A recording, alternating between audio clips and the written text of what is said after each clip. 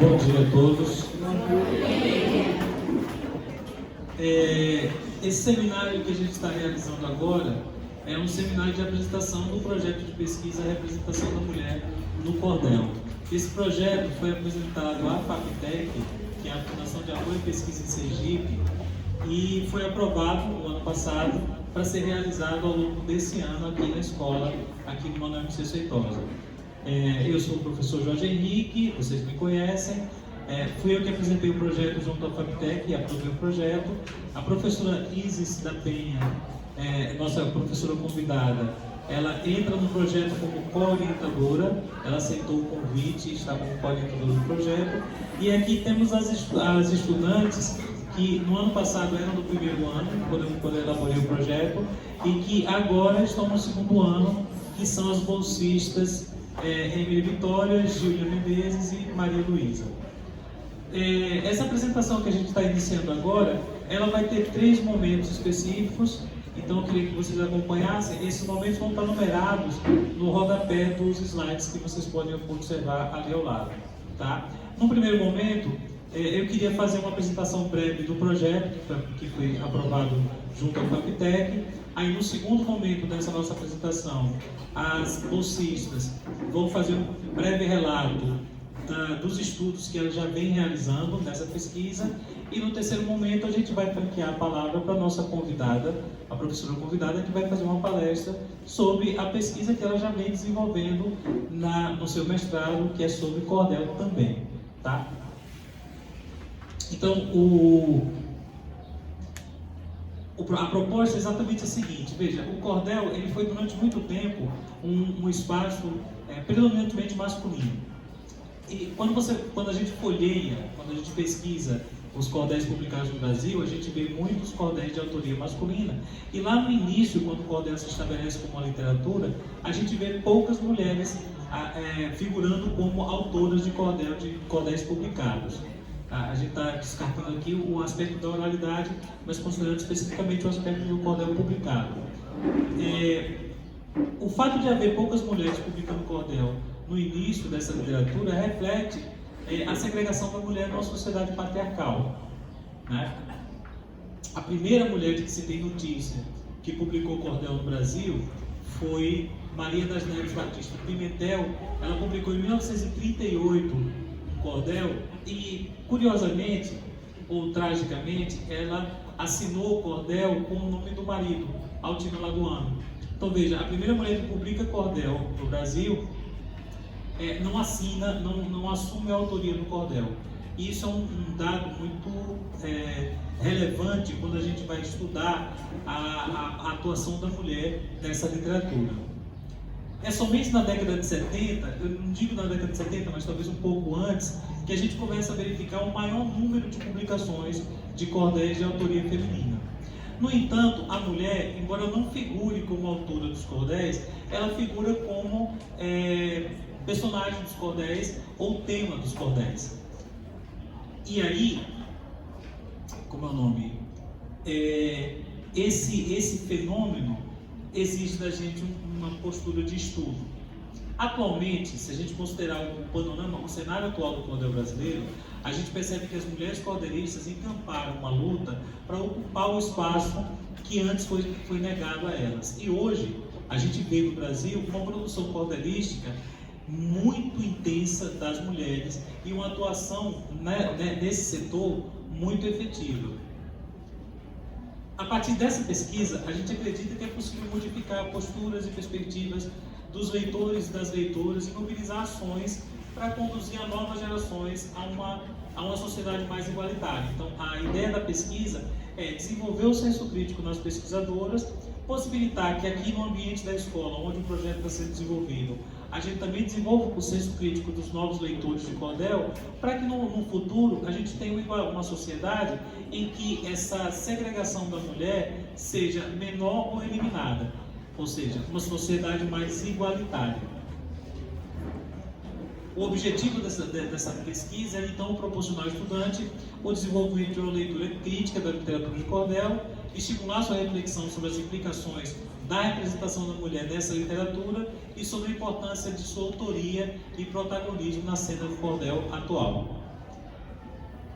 Entre os objetivos específicos dessa pesquisa, a gente elencou o seguinte: levar o estudante a uma leitura crítica dos folhetos, orientar o estudante a realizar pesquisa bibliográfica a partir de artigos, capítulos, dissertações de teses que abordam o tema, estimular a escrita científica, estimular o estudante a conhecer a produção literária de seu estado, estimular o estudante a realizar seminários, como esse que estamos realizando agora, para divulgar sua pesquisa e contribuir para a formação integral do estudante pela possibilidade de desenvolver a sua criticidade e influenciar posturas e valores de forma que possa agir em seu entorno para a promoção de uma sociedade mais igualitária. Foi com esses objetivos específicos que a gente conseguiu aprovar esse projeto. A ideia de apresentar esse projeto justamente para as turmas do primeiro ano porque vocês são as turmas que têm a disciplina de LDA, Laboratório de Aprendizagem, que é uma disciplina de iniciação científica. Então é interessante vocês entrarem em contato com uma pesquisa científica que já está sendo realizada aqui na própria escola. A meta do projeto a gente espera que os estudantes, as bolsistas aqui presentes, desenvolvam uma postura crítica no hábito de ler, aproxime-se da escrita científica, compreenda como a literatura de cordel se configura no espaço de disputa e reflita a opressão sofrida pela mulher numa sociedade patriarcal e compreenda a importância da autoria feminina para a emancipação das novas gerações. Para isso, elas já estão fazendo estudos de artigos científicos, capítulos de dissertações e teses, e vão fazer uma pesquisa mais aprofundada em alguns folhetos de cordel. A metodologia utilizada, que a gente vai utilizar, é especificamente essa aqui. Para desenvolver o projeto, a gente vai utilizar a metodologia STEAM, que é investigar, descobrir, conectar, criar e refletir. Elas já estão investigando, já estão fazendo leituras, vão fazer uma investigação mais aprofundada na leitura dos cordéis especificamente, depois de fazer a leitura dos referenciais teóricos, para poder fazer a análise desse material. Inicialmente, os estudantes serão estimulados a realizar uma pesquisa em artigos, capítulos, dissertações, folhetos de cordel, do acervo da Casa Rui Barbosa e folhetos de autoras sergipanas. Após a pesquisa, elas vão ser convidadas a escrever resumos, fichamentos, sínteses, para colecionar referências que serão utilizadas, e em seguida serão estimuladas a realizar entrevistas com autoras do cordel sergipano, para finalmente escreverem um artigo de divulgação científica, divulgando a pesquisa que elas realizarem ao longo deste ano. As ações que a gente pretende que sejam decorrentes desse projeto são especificamente expandir o conhecimento da resultante da pesquisa, fazer com que as bolsistas escrevam um artigo de divulgação científica, ou seja, um artigo que possa expor a pesquisa realizada aqui. Esse material que elas vão escrever de divulgação vai ser apresentado na Semana Nacional de Ciência e Tecnologia e na Feira Científica de Sergipe, que é a Cienart. Aqui é a bibliografia que a gente utilizou, e eu vou passar a palavra agora para a bolsista Emily, que vai fazer um breve relato dos estudos que ela já vem desenvolvendo. Em seguida ela vai passar a palavra para a Júlia, depois para a Maria Luísa, e finalmente vamos passar a palavra para a nossa convidada, para que ela fale à vontade. Eu tentei falar o mais rápido possível, para que desse mais tempo para a nossa convidada falar à vontade. Emily, é com você. Bom dia, me chamo Emily Vitória e vou falar um pouquinho sobre o artigo Rompendo Barreiras, que foi escrito por Margarida da Silveira Corsi e Rafael Zeferino de Souza. Bom, o artigo fala sobre a história do cordel brasileiro e fala sobre a presença da mulher na escrita dos folhetos. Reforça também a importância de dar voz à mulher, que foi por muito tempo silenciada por discursos preconceituosos. O objetivo do artigo é resgatar o lugar da mulher, da escrita da mulher, trazendo o nome de algumas poetas que não foram citadas pela história durante muitos séculos. E para o desenvolver desse artigo, foi analisado folhetos de algumas cordelistas, como Ivonete Moraes, Dalinha da Cunha e algumas que foram citadas nessa pesquisa. Bom, foi no imaginário popular que surgiram as primeiras histórias contadas por narradores e depois foram transmitidas de forma impressa. Essa passagem da oralidade para a escrita deu-se início no século XIX. E muitos pesquisadores consideram Leonardo Gomes de Barro o pai do cordel brasileiro, porque ele imprimia regularmente esses folhetos, desde 1893. Como o professor Jorge disse, foi somente em 1938 que a primeira mulher escreveu e publicou seu primeiro folheto, intitulado No Violino do Diabo, ou O Valor da Honestidade. Maria das Neves publicou seus folhetos em nome de seu marido, e com o pseudônimo dele teve grande sucesso, mas somente na velhice ela pôde ver seus folhetos com seu nome.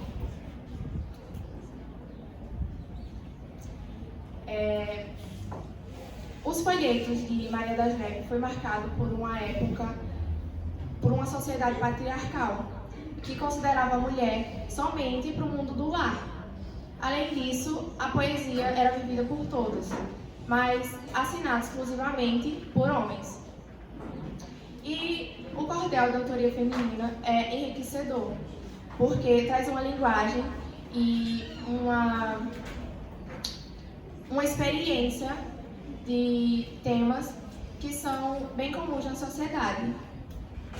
Então, a gente traz a importância de não só ler cordéis femininos, mas também analisar, porque ainda hoje segue no pensamento das pessoas que a mulher é submissa e indefesa, em vez de focar na força e na liberdade delas.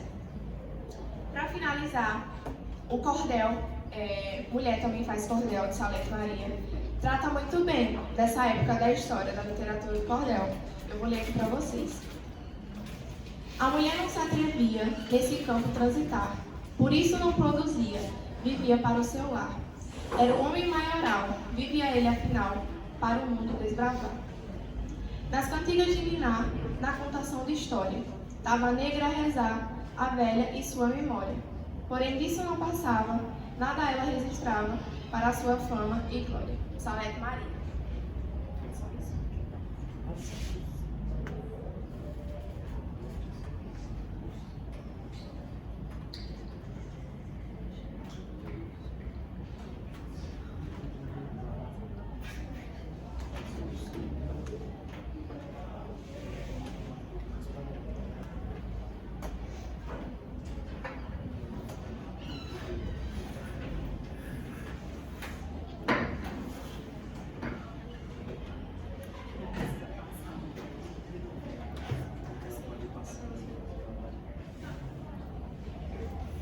Bom dia, meu nome é Júlia, eu sou bolsista do projeto e eu vou falar um pouco sobre o artigo que eu estudei. O nome do artigo é Evas ou Marias, as mulheres da literatura de cordel, preconceitos e estereotipos, da autora Maria Ângela de Faria Guerra. O artigo, ele fala sobre a recriação de imagens anti-heroínas de mulheres maquiadas, falsas e também de mulheres de pura conduta, puras, boas, identificadas como Eva ou Virgem Maria, respectivamente. Nesse sentido, evidencia a presença de uma cultura misógina que permeia as representações femininas em distintas linguagens em diversos segmentos sociais.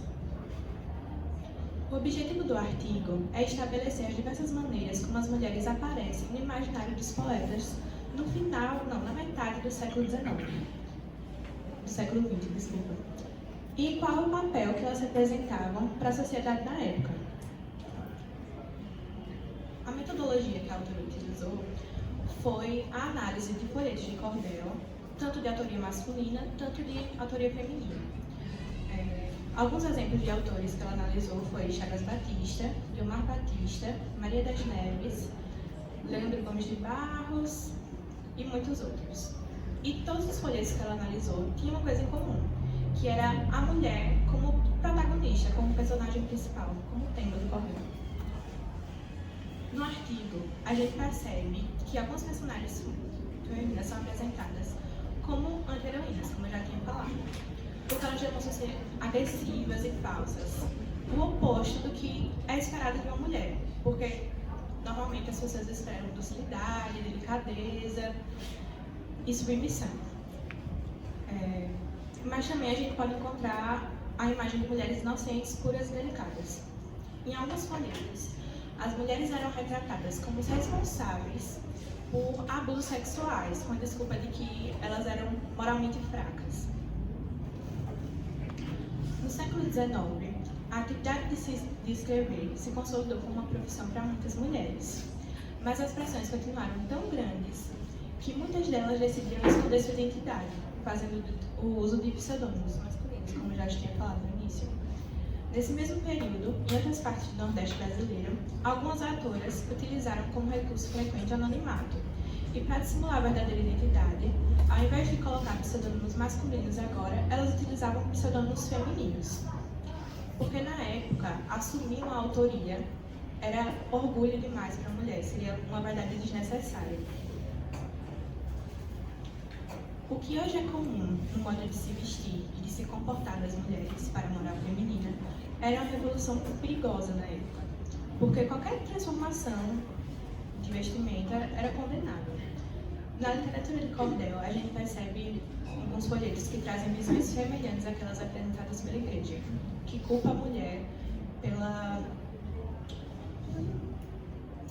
beleza física. E eles condenavam bastante o uso de maquiagem, vestimenta, perfume, corte de cabelo, essas coisas. Aqui eu trouxe alguns exemplos de umas mulheres que foram bastante importantes na luta feminista que apareceram no artigo, que foi Nízia Floresta. Ela era uma intelectual e literata, considerada uma das primeiras feministas brasileiras. Ela revelava grande preocupação com a educação feminina e o seu interesse por essa problemática levou ela a fundar e dirigir durante anos um colégio para meninas no Rio de Janeiro, o Colégio Augusto, que era uma referência na época. Tem também Anaíde Beris, que ela destaca-se como poetisa e líder feminista, e ela era uma das pioneiras na luta pelo voto feminino. Também, por volta de 1918, liderado por Berta Luz, um movimento que denunciava os preconceitos vividos pelo sexo feminino ganhava força no Rio de Janeiro. Um movimento pela equivalência dos sexos e a nova responsabilidade da mulher. Ao final da leitura do artigo, a gente pode concluir que a figura feminina é uma peça de extrema importância para entender alguns aspectos do cordel, principalmente na realidade dos poetas. Pois as personagens femininas aparecem com características bastante diversas, apresentando presença de valores dominantes com respeito à ordem moral, social e lírica. Agora vou passar a palavra para a Ana. Bom dia, meu nome é Maria Luísa e eu vou falar sobre o artigo Mulheres Sertanejas Cordelistas e a Organização de um Espaço de Fala no Cordel Feminino. Esse artigo ele foi escrito por Mariana Dantas de Figueiredo, Juliana Cristina Teixeira e Luciana Bandeira de Ribeirão Preto. Para a gente entender a proposta principal desse artigo, primeiro a gente precisa entender o que significa o termo lugar de fala e onde ele surgiu. Esse termo ele surgiu no âmbito do feminismo negro estadunidense e ele se popularizou aqui no Brasil por meio do livro Lugar de Fala, lançado em 2017 pela filósofa e escritora Jamila Ribeiro. E esse termo de lugar de fala, ele se refere à ideia de que as suas experiências e as suas vivências de vida, elas influenciam na sua visão de mundo. Ou seja, o seu lugar de fala ele é determinado por meio das suas experiências, seja ela por meio da sua religião, da sua classe social, da sua orientação sexual e entre outros fatores. Isso significa que quando uma pessoa apresenta uma opinião ou um posicionamento a respeito de determinada questão, aquela opinião foi moldada por meio das suas experiências que você teve durante a sua vida. E aí essas opiniões podem representar o meio coletivo ou individual daquela pessoa. Agora eu vou falar um pouco sobre o artigo para vocês. Esse estudo tem como proposta a ideia do espaço de fala, para analisar a busca por legitimação de formas de produção de conhecimento no âmbito das práticas cotidianas de enfrentamento de mulheres sertanejas cordelistas, na forma de expressões subjetivas coletivas ou individualizadas, especificamente no contexto da literatura de cordel. Ou seja, o que a gente pode entender a respeito desse artigo? Ele visa cumprir a compreensão de como as mulheres elas constroem suas obras dentro da literatura de cordel, de modo em que elas buscam promover a valorização e as suas formas de conhecimento e resistência. E como referencial teórico do artigo, eu selecionei 3 autoras, porque como é muito extenso o referencial teórico, aí eu selecionei Jamila Ribeiro, Conceição Evaristo e Reginaldo Castanheira. O objetivo do artigo. Na relação com o conceito de lugar de fala, o objetivo do artigo é propor a ideia de espaço de fala para analisar a busca por legitimação de formas de produção de conhecimento, as quais acontecem no âmbito das práticas literárias da mulher sertaneja, na forma de expressões subjetivas, coletivas ou individualizadas no contexto da literatura de cordel. Ou seja, foi basicamente o que eu disse anteriormente. Elas buscam construir um espaço de fala dentro da literatura de cordel, onde elas possam expressar e valorizar a voz delas e o conhecimento delas, levando em consideração que durante muitos anos as mulheres cordelistas elas tiveram suas obras rejeitadas pela sociedade, digamos assim. Por viver numa sociedade machista, elas acabavam adotando, como foi falado anteriormente, pseudônimos masculinos para conseguirem publicar os cordéis delas, porque a sociedade ela tinha meio que uma rejeição em relação a mulheres cordelistas. Na metodologia, foi adotada uma abordagem qualitativa baseada em uma combinação de técnicas de coleta de dados, as quais foram a entrevista em profundidade, realizada em sessões diversas com 4 autoras de literatura de cordel. Essas autoras foram Dalinha Catunda, Josenil Lacerda e Linda Cássia Nascimento. Também ocorreu a análise documental de obras da literatura de cordel, que tivessem como foco a realidade vivenciada pela mulher sertaneja, e a observação não participativa em espaço em que as mulheres cordelistas realizassem performances públicas, o que abrigassem eventos literários dedicados à literatura de cordel. Os resultados.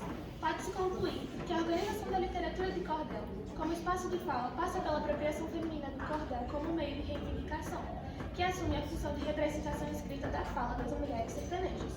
A busca por conhecimento das cordelistas individualmente na cena literária do cordel e a relação inicial com o ativismo político em torno das questões femininas e do vocabulário feminista. Nas discussões, as mulheres, pessoas empobrecidas, pessoas negras, trabalhadoras e trabalhadores estão ausentes ou incluídos em posições secundárias e muitas vezes marcadas por estereótipos.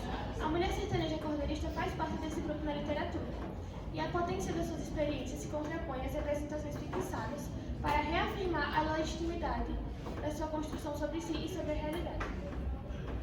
As considerações finais. O estudo, por fim, reforça o quanto as práticas culturais são objetos para estudo do processo de permanência de mudanças nos espaços organizacionais. Com isso, foi proposto para futuros estudos um debate sistêmico que envolva a consideração de que essa constituição de espaço de fala das mulheres sertanejas cordelistas permeia enfrentamentos de colonialidades regionais, do ponto de vista da existência de associação representativa da literatura de cordel fora do eixo do Nordeste, onde essa literatura originalmente se construiu. Então, resumindo as considerações finais, ela quer dizer que, caso ocorram futuros estudos a respeito desse tema, precisa levar em consideração a relação entre a literatura de cordel, as escritoras, as cordelistas, no caso, né?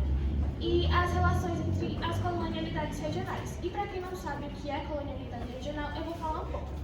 Colonialidade regional é um termo utilizado para se referir ao período colonial, onde ele afetou e afeta diferentes partes do mundo e precisa levar em conta aspectos como a história, a geografia, a demografia e as relações de poder sobre o grupo que está sendo colonizador e o grupo que está sendo colonizado. Agora eu vou passar a palavra para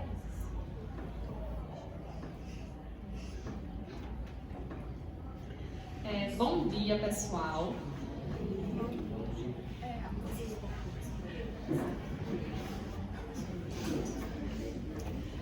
Bom, como o Jorge apresentou, né?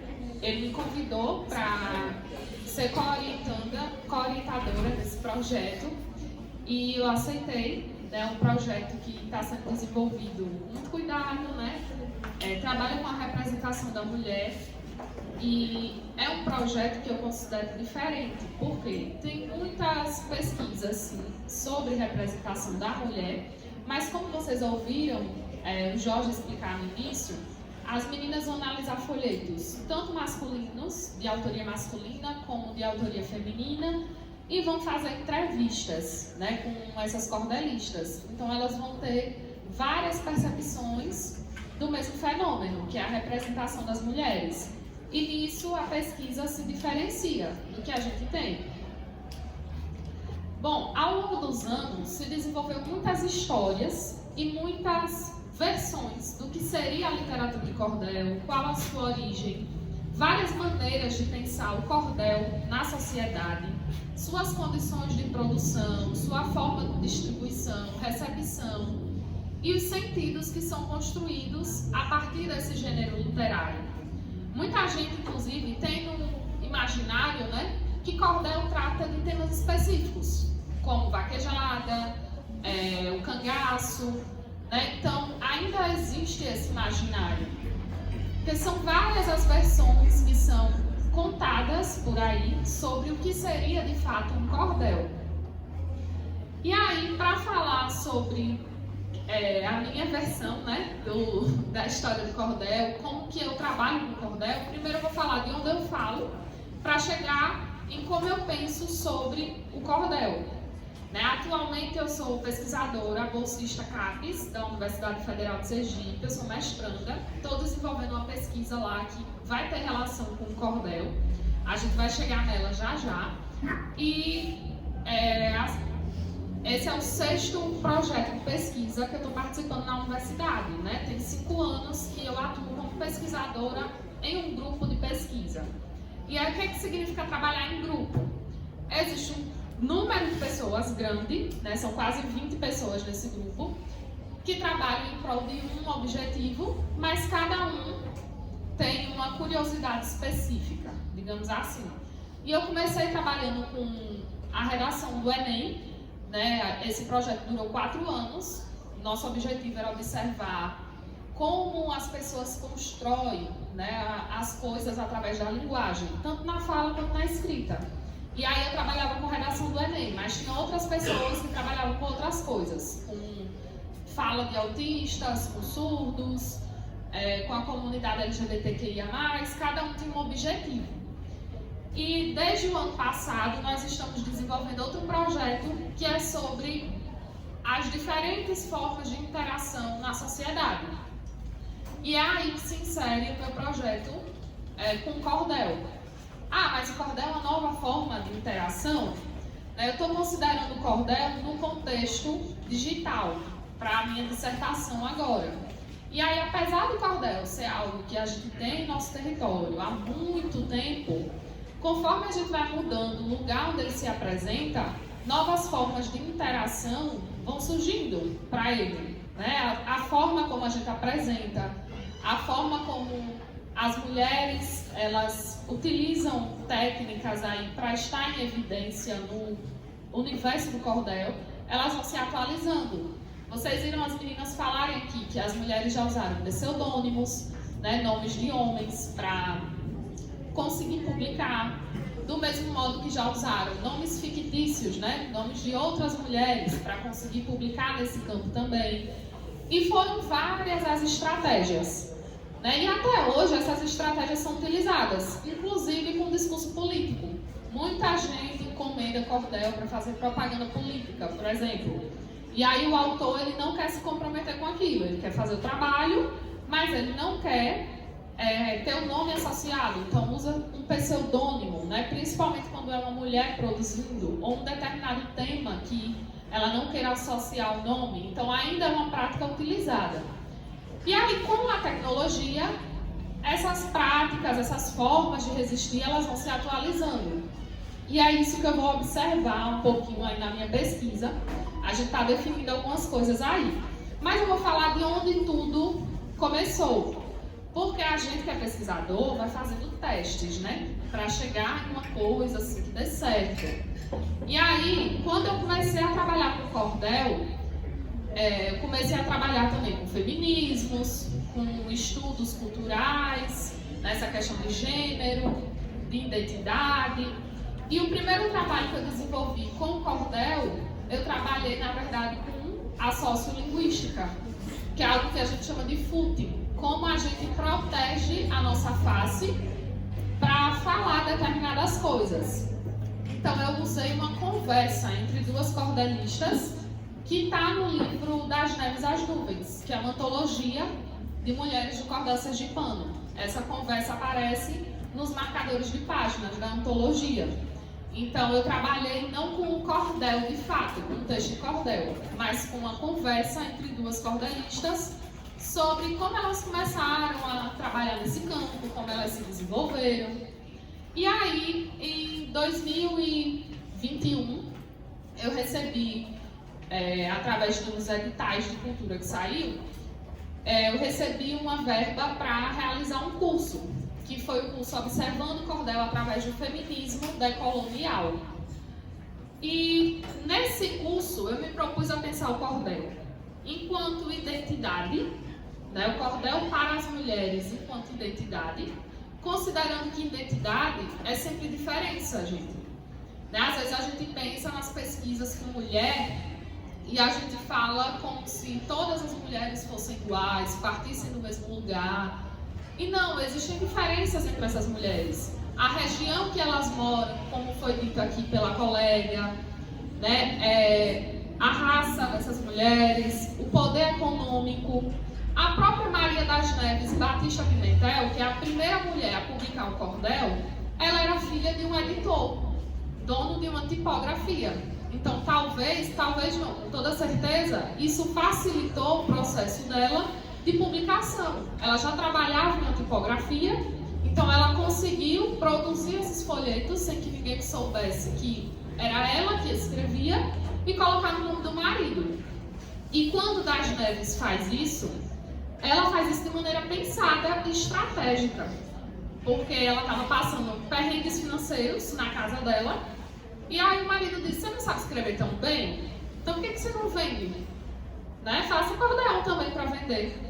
E aí ela mesma relatou isso, já no fim da vida, que ela sabia que se ela escrevesse e publicasse com o nome dela, esses folhetos não seriam vendidos. Então ela escreveu e colocou o nome do marido como uma estratégia para conseguir vender esses folhetos. Foi algo pensado por ela, né? Uma estratégia de venda. Então, a condição que ela tinha ali naquele momento, que ela tinha em mãos, era estar dentro de uma tipografia, que é o lugar onde se produz folhetos de cordel, facilitou esse processo para ela. E aí, nesse curso, eu também pensei a construção colonial do imaginário, né, que já foi tocada aqui na mesa também, já foi bem explicado. E o que é essa construção colonial? A gente entender que o nosso país ele foi construído em cima de um processo de colonização.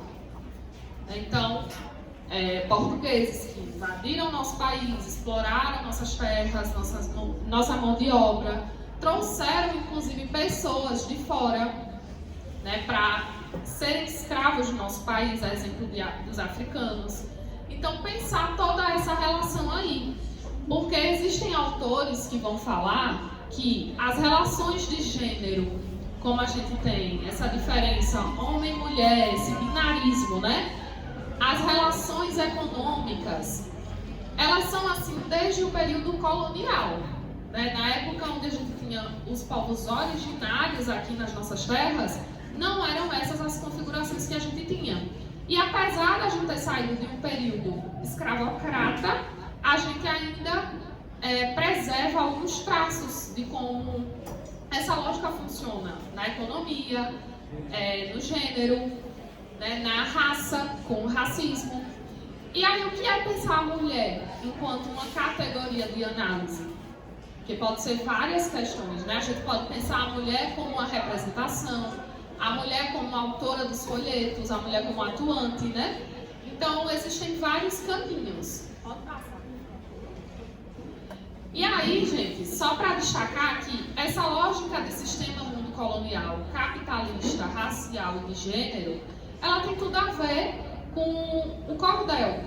né? Eu vou explicar mais já para vocês por que tem tudo a ver com cordel, né? Mas essa é a unidade de análise de um pensamento descolonial. É pensar a lógica do mundo a partir do capitalismo, da questão racial e de gênero. Levar todos esses fatores em consideração. Levar em consideração também, já que eu trabalho com linguagem, né, sou da área de letras, que nós agimos dentro de uma rede que está estruturada no mundo. Que o discurso, aquilo que a gente fala, aquilo que a gente escreve, é uma forma de agir sobre o mundo, é uma forma de agir sobre as pessoas, é uma forma de representação do próprio mundo e das próprias pessoas no mundo. Então existe aí, a gente que estuda a linguagem diz isso, uma relação de mão dupla. A linguagem tanto constrói a gente, como a gente constrói coisas através da linguagem. Então existe esse movimento.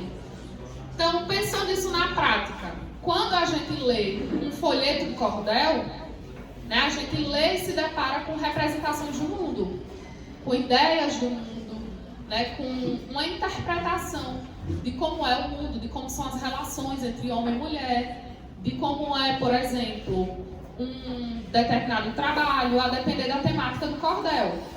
Mas quando o cordelista escreve o cordel, ele está agindo sobre o mundo, né? As pessoas vão ler isso e as pessoas vão ou se espelhar naquilo ou não se identificar com aquilo e deixar aquilo de lado. E aí, por que tudo isso tem a ver com o cordel? Tudo isso tem a ver com a produção de folhetos. Por quê? A produção de folhetos, ela obedece ao sistema capitalista. Existia uma rede de distribuição de folhetos bem articulada.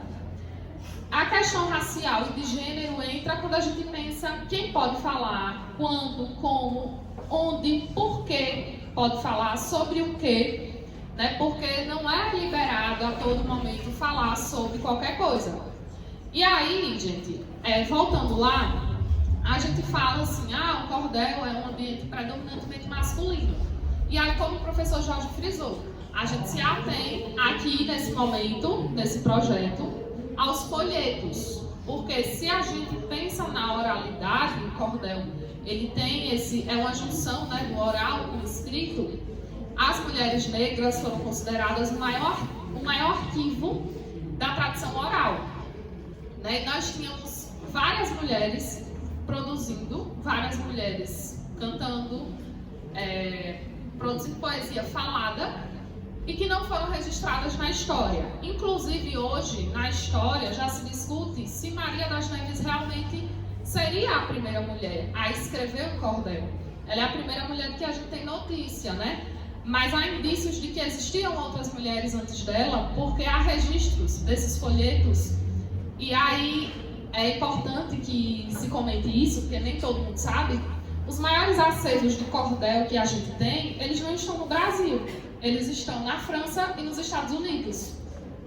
Então, por que isso? Porque lá no século XIX, quando foi construído o cânone do cordel, né, veio um pesquisador francês, o Raymond Cantelli, aqui para o Brasil, e ele colheu vários folhetos, fez várias gravações, que foi levada para o acervo dele, lá na França.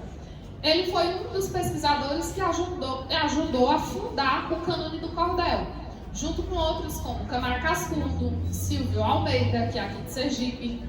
Só que essa galera seguia uma visão folclorista, né? E isso tudo surge na época da ditadura militar. E eles estavam tentando pregar a ideia de harmonia racial, estavam tentando pregar a ideia de identificação, né, entre o povo e o governo, uma ideia de unidade. Então, o cordel é tomado como um elemento, como um produto da identidade brasileira. E aí, gente, esse cordel tomado como um produto da identidade brasileira, ele vai servir a esse sistema naquele momento. Por isso que a construção do cânone do cordel, ele vai seguir alguns temas muito específicos, autores muito específicos, porque existia um objetivo, né? O objetivo era ter o cordel que representava a mulher, ter o cordel que representava o indígena e representava todo mundo vivendo em harmonia aqui no país sem problema algum. E uma curiosidade importante, porque em todos os trabalhos, quando a gente vai ver sobre historiografia, se tem os relatos de que no espaço de produção, de fato, na cantoria, na produção de folhetos, os poetas não faziam muita distinção ou não estavam preocupados com quem estava escrevendo, se era homem, se era mulher. No entanto, quando os pesquisadores eles foram escrever a história do cordel, porque não foram os cordelistas que se preocuparam com isso, eles não registraram as mulheres, mas eles tinham esses registros. O Raimundo Cantelli tem na biblioteca dele, né? Deixou no acervo dele folhetos de mulheres, registros em vídeo de mulheres participando de declamações, de cantorias. E, inclusive, no momento da construção do cânone, o irmão de Maria das Neves, Batista Pimentel, fez parte da construção desse cânone. E em nenhum momento a Maria das Neves foi citada. Ela só é recuperada muitos anos depois com uma pesquisa da Maristela, uma pesquisadora chamada Maristela, que vai estudar e acaba descobrindo, né, que Altino Alagoano, na verdade, é uma mulher, Maria das Neves Batista Pimentel. Então, foi algo pensado, né, a exclusão das mulheres da historiografia do folheto. E a gente fala que houve uma dupla exclusão. Por quê? O folheto começa a ser editorado no final do século XIX por Leandro Gomes de Barros, como a Emily citou. Ele é considerado o pai do cordel, porque é ele que começa a fazer a produção sistemática do folheto. E começa-se a ter uma rede de distribuição, né? Algo que gira muito dinheiro. Né? A gente tem um sistema tipo Avon, gente. Avon, a galera pega lá a revistinha, né? É representante, vende, o produto chega. O cordelista, nessa época, ele se preocupava em produzir o cordel. E nós tínhamos uma cadeia de produção. Tinha o representante que só pegava o folheto para vender nas feiras, e aí ele declamava, usava de estratégias, mas ele não escrevia, ele só vendia, ele era um representante, de fato. E era algo que girava muito dinheiro. E por que as mulheres não produziam? Porque naquela época, fins do século XIX, a escola ainda não era aberta para mulheres. Então as mulheres elas não eram alfabetizadas. E aí muitas delas tentaram publicar assim, só que foram... ou o cordel ele foi editorado, ele foi publicado, mas com o nome de um autor masculino, porque essa mulher não sabia, né, que a autoria tinha sido roubada, digamos assim. Ou elas realmente não eram publicadas, as tipografias não consideravam, porque elas não eram alfabetizadas, elas não sabiam escrever. Mais tarde, né, já na década de 70, as mulheres começam a publicar folhetos de cordel e elas são excluídas novamente, porque quando elas passam a publicar folhetos, elas já estão adentrando as universidades. E aí há uma discussão entre os pesquisadores da área se aquilo de fato seria um cordel, porque ele não é descrito por pessoas simples, por pessoas populares, que não eram do meio acadêmico. Então eles colocam isso numa zona chamada de parafolclórico. Ele diz que não é folclórico, mas também não deixa de ser. Porque se a gente pegar futuramente, eles dizem isso em cartas, um cordel produzido por um homem que não adentrou a academia e um cordel produzido por uma daquelas mulheres, a gente não vai saber diferenciar quem fez o qual. Elas obedecem todo o sistema que é necessário para se ter um cordel. No entanto, eles ficam com essa, mas elas são acadêmicas. Então a gente vai aceitar cordel de dita acadêmica como algo verdadeiro, né? A gente está tirando a pureza do cordel. Então há essa discussão, os cordelistas não estavam nem preocupados com isso, mas os historiadores sim, os folcloristas sim. E aí essa exclusão da mulher da história do cordel, ela acontece mais por parte dos pesquisadores. Pode passar, por favor? Eu coloquei aqui alguns dos nomes que a Francisca, mais conhecida como Fanca Santos, ela coloca na pesquisa dela, ela faz uma cartografia de mulheres no cordel e ela traz algumas pesquisas. Em 1940, de mulheres que participavam da cantoria, e aí vocês podem ver que tem vários nomes, pode passar. E de 50 a 70, algumas mulheres que já publicavam, que tem folhetos publicados dela lá no acervo da França. Pode passar. E aí, depois de 70, a gente vai ter várias mulheres. E é importante pensar em uma coisa também. A gente vê pesquisas sobre a representação da mulher nesses cordéis, e até mais ou menos o início da década de 90, tanto as mulheres como os homens, eles vão demonstrar uma representação onde ou a mulher é santa, ou a mulher ela é errada, ela é considerada um diabo, né, na história do cordel. Por quê? Porque seguia uma visão da época, gente. A gente não podia, naquele momento, a mulher não podia falar da sua condição enquanto mulher. Para vender um folheto, ela precisava se adequar àquele discurso da época. Então, tanto em folhetos de autoria feminina quanto em folhetos de autoria masculina, a gente vai encontrar essas representações.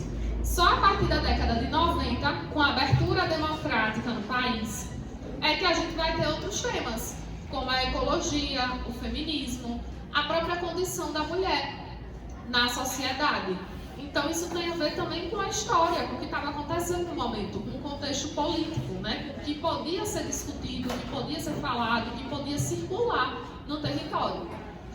E aí, dentro desse curso que eu ministrei, eu fiz um levantamento inicial, porque eu resolvi não trabalhar com representação da mulher, mas trabalhar com o ativismo dessas mulheres. Como é que essas mulheres elas se organizam?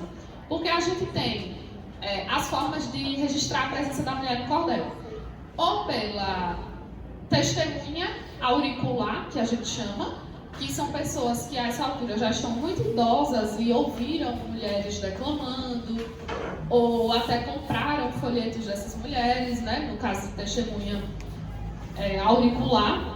As gravações, mas essas gravações a gente só tem no acervo de Raimundo Cantello, lá na França, e eles não disponibilizam, só se a gente for até lá, assistir essas fitas lá, e não pode retirar do acervo.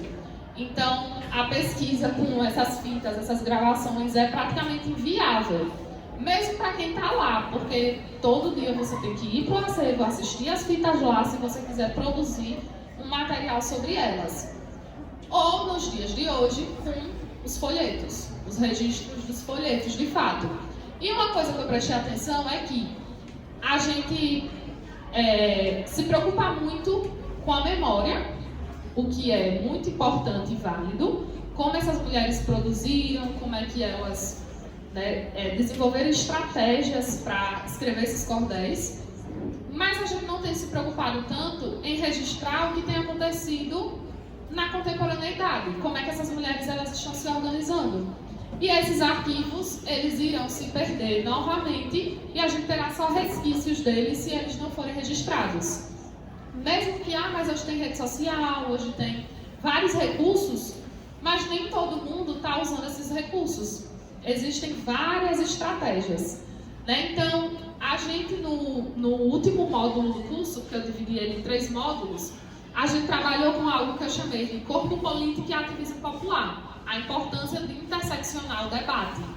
E a partir daí, fizemos uma filtragem de dados a partir da internet. O objetivo geral era trabalhar com o corpo político e ativismo popular dessas mulheres cordelistas, mulheres que de fato se colocam numa luta feminista, né? Tem consciência do seu papel dentro do universo da escrita literária, tem consciência do que é ser mulher nesse universo. E os objetivos específicos foram identificar quem são os seguidores do perfil Cordel Sem Machismo. Por que esse perfil? Porque atualmente é o perfil de cordel e de cordel feminista que tem maior amplitude, que mais tem seguidores e que a gente consegue observar quem são esses seguidores. Porque a gente tem outros lugares, páginas, como por exemplo o Cordel de Saia, que é uma página da cordelista Salete Maria. Só que a gente não tem como ver quem são as pessoas que estão inscritas nesse blog. Então não dá para fazer uma filtragem por esse blog. Então a gente resolveu pegar, através dos seguidores desse perfil, selecionar quem são as mulheres que trabalham com literatura de cordel nas redes sociais, que seguem esse perfil, porque se segue o perfil já existe aí uma veia do ativismo popular, né? Se ela não faz, no mínimo ela admira, segue, né? E 3, analisar como esses perfis são construídos e o que eles defendem. A gente selecionou só os perfis que trabalham de fato com cordel. Pode passar. E aí, qual foi a metodologia? A principal fonte foi o Instagram, como a gente já falou, Cordel Sem Machismo. E a principal persona da nossa filtragem foram perfis de mulheres pelos seguintes critérios: quem se assume como corpo político no mundo do cordel e quem assume e encabeça um ativismo popular no mundo cordelístico. Então, quem de fato, né, se coloca ali, porque existem vários perfis produzindo cordel, inclusive de mulheres que vão concordar com esses movimentos feministas, mulheres que não vão, que vão dizer que não existe esse machismo no cordel. Como eu disse, existem várias versões, várias histórias sobre o cordel e várias percepções de como ele acontece na sociedade. Então, nosso foco foi somente as mulheres que trabalham por essa veia mesmo feminista. E a justificativa é que essas questões nos levam a perceber quem pode validar um trabalho na perspectiva do ativismo popular dentro do cordel, tendo em vista que isso não está surgindo agora. E quem pode nos conceder uma visão crítica sobre essa temática. Então, quem são as mulheres que têm propriedade, que têm lugar de fala, como foi dito aqui, para, de fato, abordar essa questão. E aí, eu coloquei um trechinho aqui para a gente entender o que é o movimento Cordel Sem Machismo, como e quando surgiu. Vou resumir para vocês. Né? Em 2020, o movimento surge, e ele surge justamente com o objetivo de reunir mulheres de todo o país que produzem cordel. Além de produzir cordel, que estão na rede do cordel, que ilustram capas de cordel, que são editoras do cordel e que vendem, que estão aí nessa rede.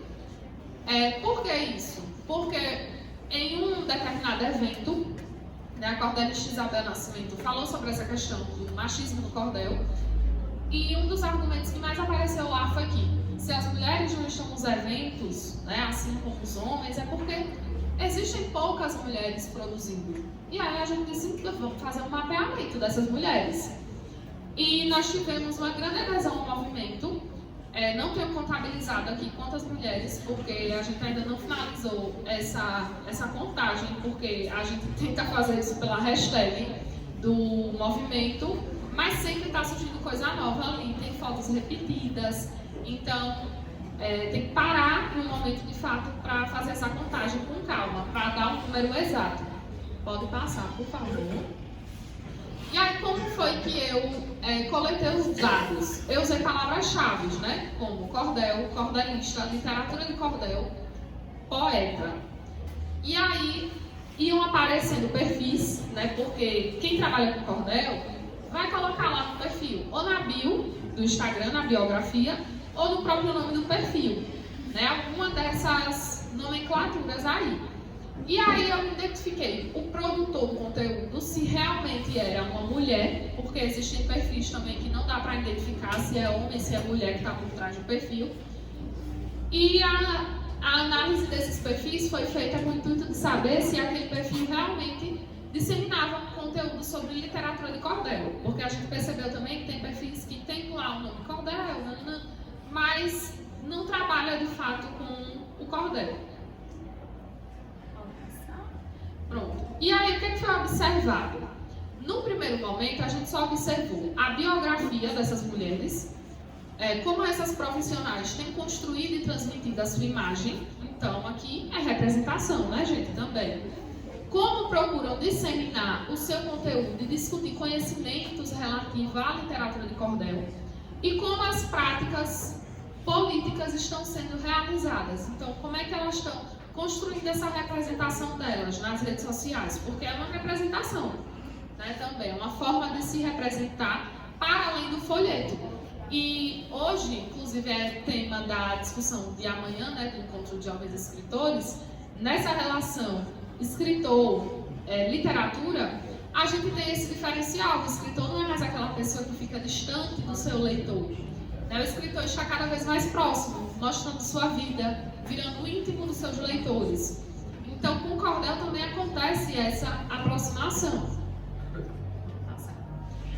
E o que foi observado nesse momento, né? Disposição da biografia, a gente observou se os perfis de movimento, que são ramificações do movimento cordel sem machismo, se apresentam como se apresentam, e os perfis individuais de mulheres cordelistas. Daí a gente selecionou 3 perfis de movimentos de mulheres, e perfis individuais nós conseguimos coletar 17 perfis naquele momento. Pode passar. Foi um projeto bem piloto, né, para ver o que a gente coletava, e os resultados disso foram. Aí é interessante trazer para vocês, né, que estão fazendo a disciplina de laboratório, porque a gente tem que ter cuidado com as técnicas de coleta de dados, com as técnicas de análise, que eu coloquei aqui como resultado, né? Maioria utiliza a ocupação. O que eu queria dizer com ocupação? Não sei. Naquele momento fazia muito sentido para mim, hoje eu não sei. Resultado, o que foi que eu fiz? Eu analisei, escrevi pontualmente, porque era o objetivo naquele momento, o que eu estava vendo, só que eu não escrevi de uma maneira que daria para socializar anos depois. Tive que refazer todo o trabalho para entender o que eram esses dados que eu tinha escrito aí. Então é um cuidado que a gente tem que ter quando a gente vai analisar as coisas, porque a gente está muito imerso na nossa pesquisa e tudo faz sentido para a gente. Mas para quem vai ler depois, não. E muitas vezes isso acontece, com entrevista, que a gente faz com cordelistas, com questionários, com dados que a gente retira da internet. Então aí depois eu vi que quando eu falei em ocupação, estava falando em ocupação profissional. A maioria dessas mulheres traz a ocupação profissional no perfil. Existem variações em algumas questões. O modo de disseminação do conteúdo, né, como elas disseminam a poesia que elas escrevem, como elas fazem essas propagandas, e na demarcação do ativismo. Algumas utilizam, por exemplo, só a condição de ser mulher. Outras já utilizam a condição de ser mulher e ser mãe, né, e ainda assim ser escritora. Outras vão falar do ser mulher, da questão da raça, da questão do gênero, da questão da homoafetividade, né, do universo LGBTQIA+. Então tem várias formas de ativismo.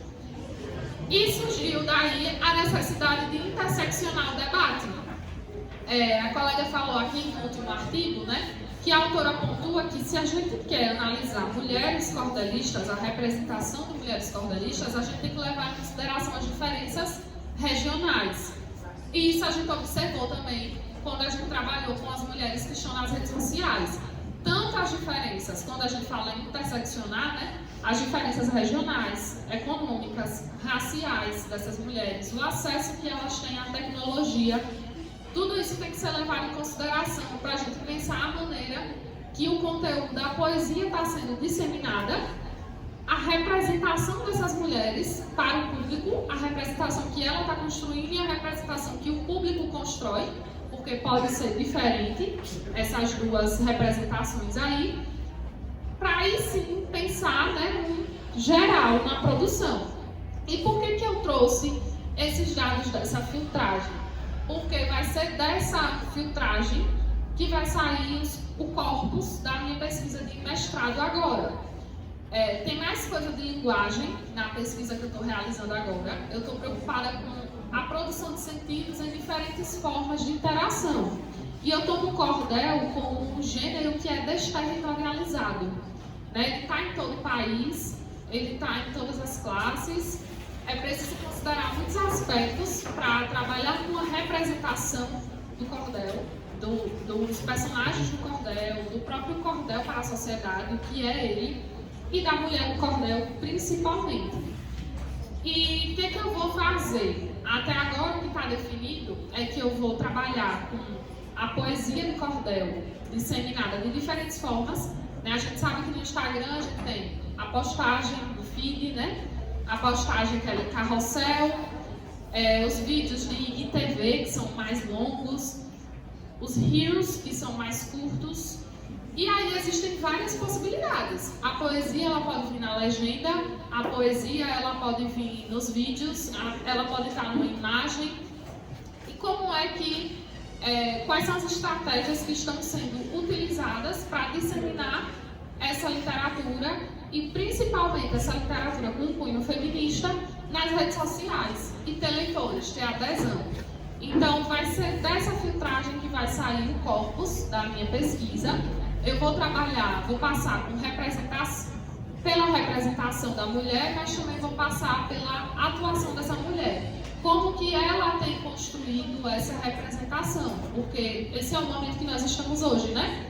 Essas mulheres construindo essas representações. Nesse primeiro momento eu vou me ater à produção feminina. Mais adiante, talvez no doutorado, eu possa me ater à produção masculina também, não sei ainda. Mas, em primeiro ponto, é isso. As referências bibliográficas são as mesmas que a gente tem aqui, porque eu estou usando praticamente o mesmo que as meninas estão utilizando também aqui, como leitura, né, de cordel e de história, porque eu sigo uma vertente, né, essa vertente mais feminista, essa vertente que vai pensar diferentes pontos, como raça, gênero. Então, muita coisa se encontra, né, fora as questões de linguagem que eu estou pensando aí, porque eu trabalho com a área da linguística do texto. Então, eu me preocupo com a construção de sentido na comunicação. Bom, é isso. Não sei se a gente vai abrir para perguntas ou não, ou se o Jorge quer...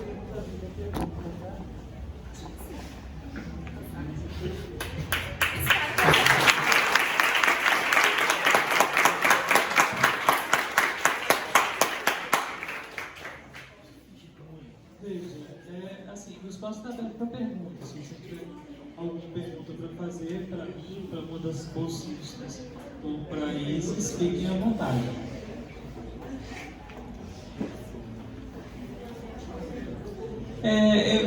Assim, como o público aqui é um público do primeiro ano, talvez não seja um público que tem um interesse específico no cordel, mas o público aqui presente tem um interesse específico em pesquisa, já que a gente trabalha com pesquisa. Se você tiver alguma dúvida com relação à pesquisa que ela apresentou, ou às leituras que elas fizeram, ou a elaboração do projeto, a gente podia tirar algumas dúvidas a respeito disso.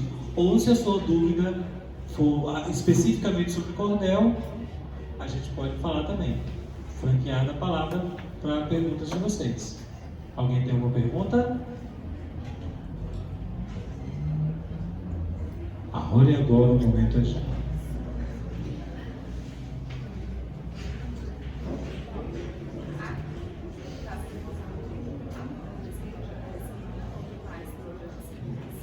Tem um projeto que está sendo desenvolvido, só que eu não sei exatamente qual é a temática do projeto. Eu acho que ela está desenvolvendo alguma coisa relacionada a esse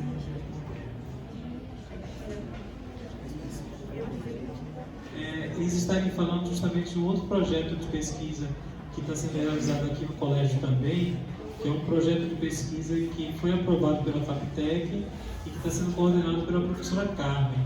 Eu só não sei dizer especificamente qual é o tema do projeto dela, se não me engano é sobre a Semana de Arte Moderna, e ela também tem 3 alunos bolsistas que estão desenvolvendo esse projeto aqui, tá? Bom, se vocês não têm perguntas a fazer, eu queria só fazer trazer uma informação interessante, é que Isis é ex-aluna do Manuel Messias, e é uma ex-aluna que muito nos orgulha, né? Que retorna à casa, agora como pesquisadora, né? Uma pesquisadora muito experiente e que vem aqui contribuir com a gente com toda essa bagagem que ela acumulou ao longo desses anos. Gostaria de agradecer a presença de vocês, agradecer a assistência desse seminário. A gente pode então encerrar o seminário e vocês voltarem às suas aulas normais. Muitíssimo obrigado. Isma, querida, muitíssimo obrigada. E amiguinhas, obrigado pela participação de vocês. Encerramos o seminário.